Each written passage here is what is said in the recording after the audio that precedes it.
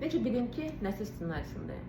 Əgər sizin həyatınız, nəslinizdə olan digər insanın həyatına bənzəyirsə, məsəl üçün ev probleminiz var, hansı ki, nəslinizdə də bu var, ananızda, atanızda, babanızda, nənənizdə olub, və yaxud münasibətlərdə probleminiz var, və yaxud pul məsələlərində, maliyyə çətinlikləriniz varsa və bu uzun müddət həll olunmursa, burada şübhələnmək olar ki, siz nəsil ssenarisinin içindəsiniz. Yaxşı, bu necə həll olunur? Əlbəttə ki, biz ilk növbədə insanın öz həyatına baxırıq. Ümumiyyətlə, psixosomatikada hər bir şeyə fikir verilir. Həm insanın öz həyatına baxılır, həm proqramlaşdırma dövrünə, ata-ananın yaşadıqlarını, plus nəslə baxmaq lazımdır. Amma ilk öncə əlbəttə ki, biz hər zaman insanın öz həyatına baxırıq, öz həyatındakı travmaları həll edəndən sonra proqramlaşdırma dövrünə baxırıq, proqramlaşdırma dövründən sonra isə nəsil ssenarisinə baxırıq.